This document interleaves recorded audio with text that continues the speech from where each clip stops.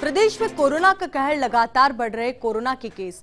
2 गज की दूरी, मास्क भी बेहद जरूरी। मास्क भी किसी वैक्सीन से कम नहीं। बिना जरूरी काम के घर से ना निकले बाहर। तो प्रदेश में लगातार कोरोना अपना कहर बरपा रहा है और ऐसे में आपको बता दें कि जिस तरीके से कोरोना अपना कहर बरपा रहा है, तो ऐसे में मास्क बेहद जरूरी है। सिर्फ जरूरी नहीं, बेहद जरूरी है।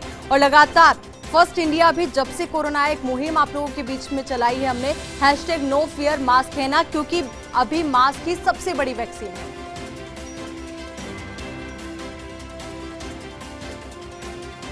और इसी खबर पर ज्यादा जानकारी के साथ हमारे सहयोगी विकास शर्मा हमारे साथ जुड़ चुके हैं और उनके साथ इस वक्त चिकित्सा मंत्री रघु शर्मा हैं। तो विकास, क्या कुछ तस्वीरें और क्या कुछ उनका कहना, वो भी हमें बताएं कि क्या कुछ वो कह रहे हैं, क्योंकि देखिए लगातार कोरोना के आंकड़े बढ़ रहे हैं और ये सिर्फ आंकड़े जो पहले सिर्फ चेताते थे अब डराते भी हैं।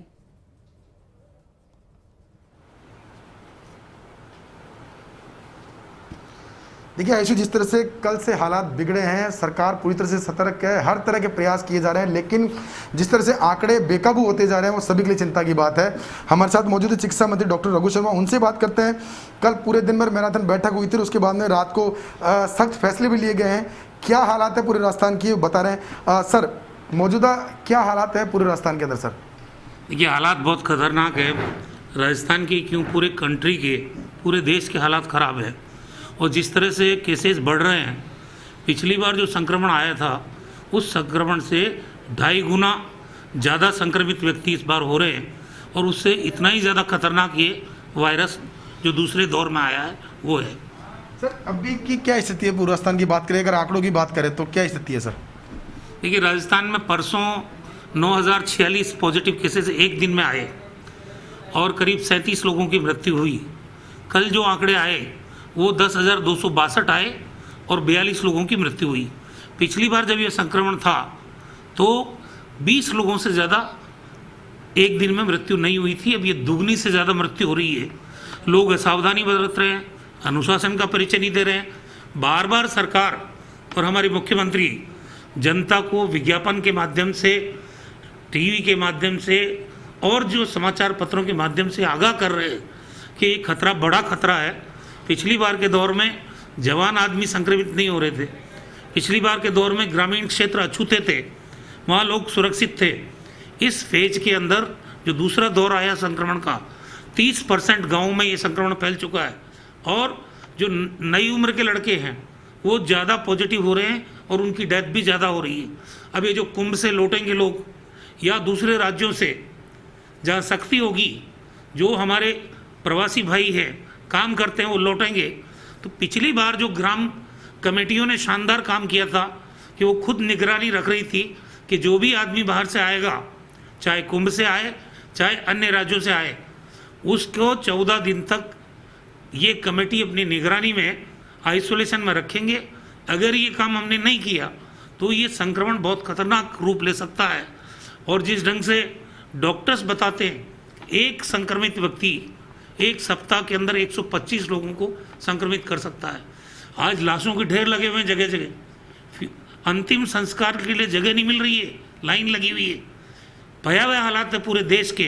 राजस्थान तो फिर भी अन्य राज्यों की तुलना में सुरक्षित है, लेकिन आज हमने 1 साल में जो आधारभूत ढांचा मजबूत किया चिकित्सा का, चाहे वेंटिलेटर्स के प्रिक्योरमेंट की बात हो, चाहे ICU डेवलप करने की बात हो, चाहे ऑक्सीजन सपोर्टेड बेड या centralize oxygen system, oxygen generation के प्लांट, रेमडेसिविर, आपका टोसिलिजुमैब, इनके प्रिक्योरमेंट का काम किया। सारा काम राजस्थान सरकार ने अच्छा किया, आगे भी करेंगे। लेकिन सवाल यह है कि अनुशासन का परिचय आम आदमी को देना पड़ेगा। कोई मास्क लगा के घूम ही नहीं रहा। सबसे ज़्यादा इसमें सुरक्षा कवच अगर कोई है तो पहला मास्क है और फिर वैक्सीन है। वैक्सीन भारत सरकार जितनी मात्रा में हम मांग रहे हैं उतनी मात्रा में दे नहीं पा रही है, टुकड़ों में दे रही है। हम 7 लाख लोगों को रोज़ वैक्सीन देना चाहते हैं, उतनी मात्रा में वैक्सीन नहीं है।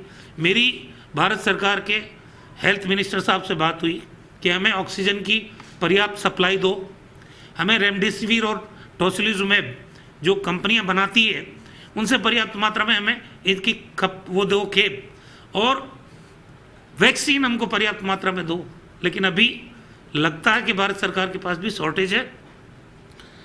एक बात मैं आपके चैनल के माध्यम से रोकना चाहूंगा आपको सर कि ऑक्सीजन को लेकर के वापस, जैसे पहले वैक्सीन को लेकर रणनीति हुई थी, उस तरह से ऑक्सीजन को लेकर के जो आवंटन है उसमें दुर्भावना रखी जा रही है। ऐसी बात सामने आ रही है कि गुजरात को अपने बराबर केस है लेकिन ज़्यादा आवंटन किया गया, राजस्थान को कम किया गया। इस तरह की बात भी सामने आई थी कि सीएम साहब ने भी ट्वीट किया था इसको लेकर के। नहीं, हकीकत है ये कि जब उन्होंने हमारे अधिकार छीन लिए, एक ऑक्सीजन जो लिक्विड ऑक्सीजन प्लांट बनाता है हमारे यहाँ भिवाड़ी में आयोनेक्स, पहले हमने उससे अपनी आपूर्ति कर ली थी। अब भारत सरकार ने जितने भी देश के ऑक्सीजन जो लिक्विड ऑक्सीजन बनाते हैं उन प्लांट्स को अपने नियंत्रण में ले लिया और वो अलॉट कर रहे हैं किस राज्य को कितनी वैक्सीन देनी।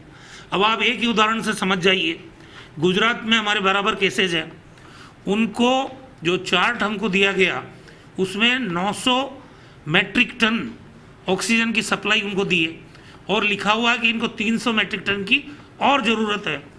और जहां हमारे बराबर का संक्रमण है राजस्थान में, हमको 124 मैट्रिक टन अलॉट करने की बात की है और हमारी डिमांड 0 बताइए। ये इस तरह के जो स्टैंडर्ड हैं उनसे हम नियंत्रण नहीं कर सकते।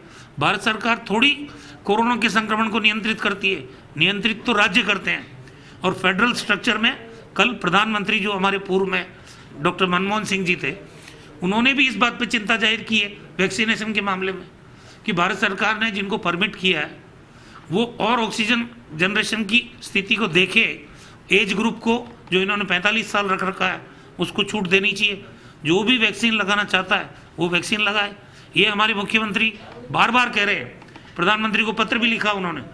ये सारी हालात में हम राजस्थान के लोगों को बचाने की जद्दोजहद कर रहे हैं। और मैं एक बात और कहना चाहता हूँ, हमें शिकायत मिल रही है रेमडेसिविर को अननेसेसरी जिस तरह से एक पिक्चर बनाई जा रही है कि इसकी कमी है। हमारे पास अभी है रेमडेसिविर और हमने 1 लाख रेमडेसिविर की और मांग की है। 13-14 हज़ार रेमडेसिविर हमारे पास है।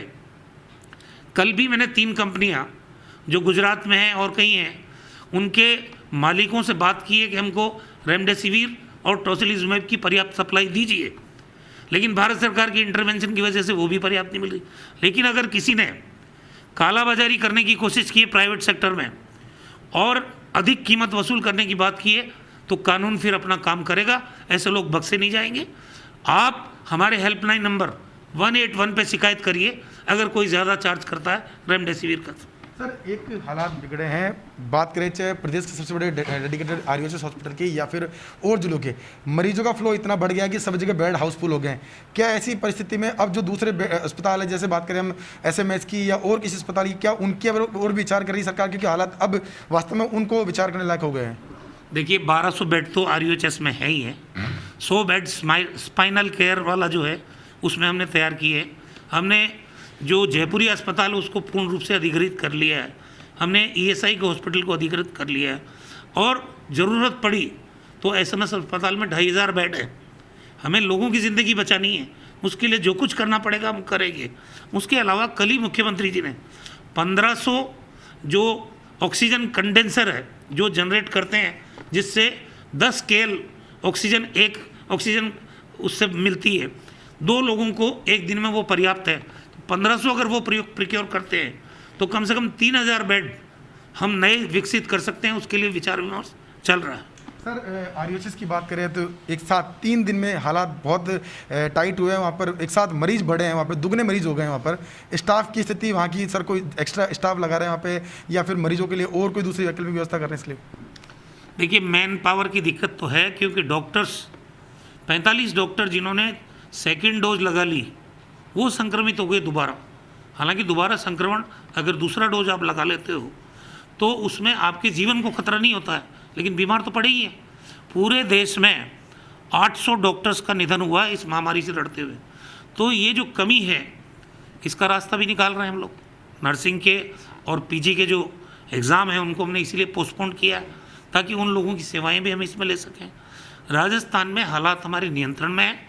ये जो 15 दिन का एक पखवाड़े का जन अनुशासन पखवाड़ा जो मनाने का फैसला कैबिनेट ने और मुख्यमंत्री जी ने लिया है, वो भी इसीलिए लिया है कि बढ़ते हुए संक्रमण की संख्या को, जिस चैन को हम तोड़ सकें, ताकि अगर स्थिति और इसकी ग्रेविटी बढ़ती गई तो फिर कितने भी इंतजाम आप कर लो, कितने भी डॉक्टर्स को ले आओ, अगर लाखों की संख्या में ये केसेस मल्टीप्लाई होंगे तो स्थिति चिंताजनक है। सर 2 सवाल है। पहला सवाल मेरा एक और ये भी है कि अभी मौजूदा जो इंफ्रास्ट्रक्चर जो हमारा है उसमें हम वैक्सीनेशन, क्योंकि सबसे बड़ा अभी जो माना जा रहा है वैक्सीन को सबसे सुरक्षित माना जा रहा है, तो वैक्सीन रोज़ हम कितनी लगा सकते हैं और हमको उसके अनुपात में केंद्र से कितनी वैक्सीन मिल रही है, तो हम अपना ड्राइव जो है प्रॉपरली नहीं कर पा रहे हैं। पहली बात तो ये, और दूसरा ये कि अस्पतालों में अगर मरीज पहुँचते हैं वैक्सीन लगाने के लिए तो उनके लिए क्या व्यवस्था की गई सर?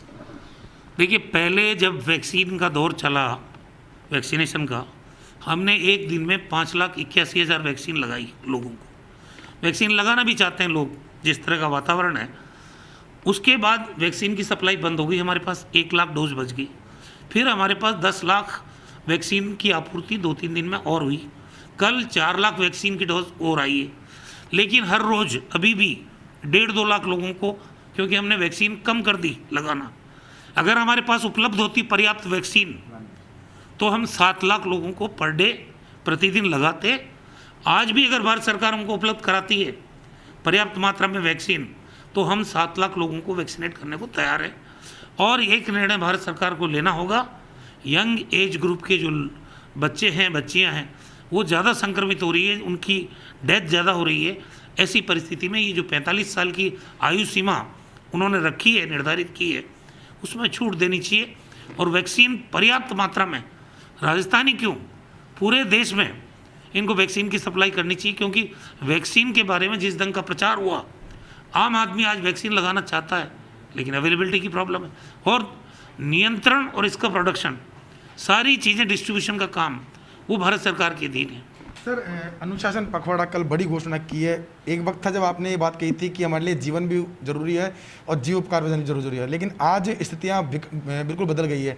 कल एक पखवाड़े की घोषणा की गई है, क्या महत्वपूर्ण बिंदु रहेंगे, लोगों से क्या अपील करते हैं, क्योंकि पूरे प्रदेश की जनता आपको सुन रही है इस वक्त, जो पखवाड़ा है उसके पीछे का उद्देश्य क्या है, सरकार की मंशा क्या है? उद्देश्य, लोग जब पिछली बार संक्रमण कम था, लोगों की मृत्यु कम हुई, तो लोगों में एक डर था, लोग अनुशासन का परिचय ज़्यादा दे रहे थे। इस बार संक्रमण ज़्यादा है, मृत्यु भी ज़्यादा हो रही है, तब भी लोग लापरवाह हो रहे हैं, कोई अनुशासन दिख नहीं रहा है। लोगों को लगता जैसे कोरोना चला गया, लेकिन जो भयावह तस्वीर कोरोना की सामने आ रही है, राजस्थान सरकार अपनी जिम्मेदारी के निर्वहन से, पूरी जिम्मेदारी के साथ निर्वहन करेगी। उसके लिए सख्ती करनी पड़ेगी तो सख्ती भी करेंगे। पहले हमने ये जो जन अनुशासन पखवाड़ा है, इसके अंदर लोगों को रोजगार जो मिलता है, डेली कमाने और खाने वाले लोग हैं, जो हमारे लेबर है, उनका पूरा ख्याल रखते हुए ये SOP बनाई है। SOP में सारे बॉर्डर्स के ऊपर हमने क्वारंटीन फैसिलिटी डेवलप करने की बात की है। वहीं टेस्टिंग होगी, उनकी एंटीजन टेस्टिंग होगी, और जो RT-PCR टेस्ट करा के आएंगे 72 घंटे का, उनको अनुमत होगा, वरना उनको एफिडेविट देना पड़ेगा। वो अपने गांव में जाएंगे, उनके मोबाइल नंबर को हम, हमारे जो मॉनिटरिंग सिस्टम है उस पर हम अपलोड करेंगे, ताकि उनकी एक्टिविटीज़ हमारे नज़र में रहे। और गांव की कमेटी की जिम्मेदारी होगी कि 15 दिन वो घर से नहीं निकले। संक्रमण फैलाने का अधिकार किसी को नहीं है। और जैसा मैंने कहा कि एक व्यक्ति 125 लोगों को संक्रमित कर सकता है, तो इस खतरनाक स्थिति में राज्य सरकार ने जो कदम उठाए हैं, वो राज्य में कोरोना के बढ़ते हुए प्रकोप को नियंत्रित करने के लिए उठाए हैं। हालांकि इसमें सब्जी, फल, दूध, दवाई की दुकान, किराना, जो हमारे मजदूर हैं, फैक्ट्रियां हैं, उन सब को छूट दी गई है। लेकिन फिर भी आम और आवाम से मैं आपके चैनल के माध्यम से अनुरोध करना चाहता हूं कि हालात भयावह है, हमको और कड़े कदम उठाने पड़ सकते हैं अगर आम जनता ने अनुशासन का परिचय नहीं दिया। पुलिस की सख्ती और सरकार की हिदायत, अगर इन्हीं चीज़ों की ज़रूरत क्यों पड़े, आम आदमी अगर अनुशासित हो, आप अपने घरों में रहिए, सुरक्षित रहिए, आपके परिवार को सुरक्षित रखिए। पहले ये संक्रमण हवा में नहीं था, अब ये संक्रमण हवा में भी है। तो जैसे ही आप बाहर निकलेंगे तो आपको ये संक्रमण लग सकता है और आपकी वजह से आपके परिवार को आप संक्रमित करेंगे। ऐसी परिस्थिति में आम आदमी को हम, क्योंकि पहले RT-PCR टेस्ट में ही आ जाता था ये नेगेटिव है या पॉजिटिव है, अब नेगेटिव बता रहा RT-PCR टेस्ट, और फेफड़ों में संक्रमण है, निमोनिया की शिकायत है, सीटी स्कैन जब करते हैं तो पता चलता है कि आप कोविड पॉजिटिव। पता भी नहीं चल पा रहा है जो नया स्ट्रेन आया है। इसलिए बहुत खतरनाक दौर से हम लोग गुजर रहे हैं। आप कुछ दिन अनुशासन का परिचय दीजिए, सरकार के साथ खड़े रहिए। सरकार आपके जीवन बचाने के लिए ये काम कर रही है। अगर आप अपने जीवन को बचाना चाहते हो तो सरकार के साथ खड़े होइए। सर, एक अंतिम सवाल मेरा ये है कि केंद्र जो है उससे मदद की क्या अपेक्षा करते हैं मौजूदा स्थिति को देखते हुए, क्योंकि हालात लगातार बिगड़ते जा रहे हैं। राजस्थान ने बहुत कंट्रोल करने की कोशिश की, लेकिन अब इस वक्त स्थिति बेकाबू होने वाली स्थिति में है। तो केंद्र से क्या उम्मीद करते हैं, क्योंकि चाहे वो ऑक्सीजन की बात करें, चाहे वो रेमडेसिविर की बात करें, चाहे वो और अतिरिक्त इंफ्रास्ट्रक्चर की बात करें, जब तक केंद्र की मदद नहीं हो तब तक उसको इस तरह से जिसको कह सकते हैं हमारी जो मंशा है उसको अनुरूप नहीं किया जा सकता है। सर, वैक्सीन निर्बाध रूप से हमारे डिमांड के हिसाब से हमको भारत सरकार सप्लाई दे। 7 लाख डोज हम लगा सकते हैं पर डे। हमारे पास स्टोरेज कैपेसिटी पूरी है। मैंने कई बार कहा है 3 स्टोरेज हमारे राजधानी में है, 7 संभागों में स्टोरेज कैपेसिटी हमने डेवलप की है। और मेडिकली जो हमारे 34 ज़िले हैं वहाँ हमारे पास स्टोरेज कैपेसिटी है। 2444 कोल्ड चेन पॉइंट हमने डेवलप किए हैं। हमारे जो सत्र स्थल हैं जहाँ वैक्सीन दी जाती है उनकी तैयारी पूरी है। हर जिला मुख्यालय पे एक वैन जो वैक्सीन को ट्रांसपोर्ट करने के लिए रखी गई है। तो राजस्थान सरकार पूरी तरह से सजग है, तैयार है। 2 करोड़ 9 लाख लोग जो कैटेगरी भारत सरकार ने रखी थी 45 साल से ऊपर की, उन लोगों को वैक्सीनेट किया जाना था। वो भी हम नहीं कर पा रहे हैं क्योंकि वैक्सीन मिल नहीं रही। भारत सरकार हमको बफर स्टॉक दे। स्टोरेज की हमारे पास पूरी कैपेसिटी है। आज 15 दिन का कम से कम 7 लाख वैक्सीन के हिसाब से हमको वो स्टोरेज वैक्सीन दे, 1 करोड़ से ज़्यादा डोजेस। वो वैक्सीन से हम राजस्थान की जनता को बचा पाएंगे। ये मृत्यु का जो आंकड़ा है इसको नियंत्रित कर पाएंगे। दूसरा, ऑक्सीजन या तो वो जिस राज्य में ऑक्सीजन पैदा कर रहे हैं प्लांट्स, वो अपने आप अपना मैनेज कर ले। जब आपने अपने नियंत्रण में हाथ में ले लिया है तो जस्टिफिकेशन तो होना चाहिए। आप 2 तरह के यार्ड स्टिक नहीं रख सकते, पैमाना 2 नहीं हो सकता। अगर गुजरात में लोगों को बचाना है तो राजस्थान में भी बचाना है। अब गुजरात में आप 1200 मेट्रिक टन आपूर्ति कर रहे हैं और राजस्थान में 124 कर रहे हैं। रात दिन का अंतर है। हमें ऑक्सीजन की सबसे ज़्यादा ज़रूरत पड़ेगी क्योंकि इस महामारी में बचाव के लिए वैक्सीन है और लोगों को जो बीमार हो जाते हैं उनको बचाने के लिए ऑक्सीजन है। और उसके अलावा हमारी दवाइयाँ रेमडेसिविर और टोसिलिजुमैब, जो दवा कंपनियाँ इसको बनाती है उन्होंने हमारे से रेट कॉन्ट्रैक्ट कर लिया जब ये संक्रमण कम था। अब पता नहीं किसका दबाव है कि वो हमें सप्लाई करने की बजाय कहीं और सप्लाई कर रहे हैं। तो भारत सरकार को ज़रा सोचना चाहिए कि हमको दवाओं की रेमडेसिविर और टोसिलिजुमैब उसका पर्याप्त आपूर्ति करे। ऑक्सीजन की हमारी जो लिमिट है, जो हमारी रिक्वायरमेंट है, उसके हिसाब से पर्याप्त आपूर्ति करे। और उसके अलावा वैक्सीन जो हमारी डिमांड है उसके अनुरूप दें। राजस्थान सतर्क है और राजस्थान सुरक्षित है। इस संकल्प के साथ हमारे मुख्यमंत्री जी काम कर रहे हैं और हमें विश्वास है कि हमें इन 3 चीज़ों की आपूर्ति नियमित रूप से मिलती रहेगी। राजस्थान में इस संक्रमण को हम नियंत्रित करेंगे। एक अंतिम सवाल बस, पब्लिक से क्या अपील करना चाहेंगे, क्योंकि इस वक्त हालत पैनिक है, सभी लोग जो है घर में रहना जरूरी है और जिस तरह से सरकार की मंशा है उसके अनुरूप अगर वो करते हैं तो कोरोना को काफ़ी हद तक रोका जा सकता है। तो लोगों से क्या अपील करना चाहेंगे आप फर्स्ट इंडिया के माध्यम से? लोग अनुशासन में रहें। जो कोविड एप्रोप्रिएट बिहेवियर है जिसमें मास्क लगाना जरूरी है। मास्क वैक्सीन के बराबर आपकी सुरक्षा करता है। मैं देखता हूँ कई जगह बिना मास्क के लोग घूम रहे हैं। कृपा करके एक आदमी दूसरे आदमी को समझाए, एक परिजन अपने परिजन को समझाए। आपकी ज़िंदगी हमारे लिए बहुत कीमती है। एक व्यक्ति की भी मृत्यु होती है, कितनी पीड़ा होती है। तो मास्क और वैक्सीन लगभग उतने ही प्रोटेक्टिव हैं। तो एक तो मास्क लगाने की आदत नहीं छोड़ें, 2 गज की दूरी बना के रखें, बार बार अपने हाथों को धोएं और अनावश्यक घर से बाहर नहीं निकलें। अगर आप अनावश्यक रूप से घर से बाहर निकलते हैं तो जो हवा में ये वायरस आया है ये आपको इन्फेक्ट करेगा और आपको इन्फेक्ट करेगा तो फिर आप ये इन्फेक्शन कितने लोगों में फैलाएंगे इसका अंदाज़ा नहीं है। तो राजस्थान में जो बढ़ते हुए संक्रमित हमारी फरवरी में 16 फरवरी को 60 केसेस थे, आज हमारे प्रतिदिन केसेस की संख्या 10,000 पार कर गई। ये चिंताजनक नहीं है। इसीलिए राज्य के आम और आवाम से सरकार की तरफ से राजस्थान का चिकित्सा मंत्री होने के नाते हाथ जोड़ के विनती करता हूँ कि आपकी ज़िंदगी हमारे लिए अमूल्य है, कृपा करके अनुशासन का परिचय दें, मास्क अवश्य लगाएं और वैक्सीन जिन कैटेगरी के लिए अनुमत है उन कैटेगरी को वैक्सीन जरूर लगाएं, क्योंकि हमने एसओपी में छूट दी है उस कैटेगरी के लोगों को कि वो जाके अपना वैक्सीन लगाएं। तो ये थे हमारे साथ चिकित्सा मंत्री डॉक्टर रघु शर्मा, जिन्होंने प्रदेश भर के हालात की पूरी स्थिति बयां की, साथ में बताया कि किस तरह से केंद्र से राजनीति हो रही है सहयोग को लेकर के। साथ में उन्होंने लोगों से, बहुत बड़ी बात है, आज उन्होंने हाथ जोड़ के लोगों से अपील की है कि लोग इस बात को समझें, अगर नहीं समझेंगे तो हालात बिगड़ेंगे और सख्ती करनी पड़ेगी। ऐसे में उम्मीद ये है कि लोग भी इस बात को समझेंगे और जो कोविड एप्रोप्रिएट बिहेवियर है उसकी पालना करेंगे, ताकि जो ये महामारी है इस पर रोक लग सके। कैमरा पर्सन घनश्याम के साथ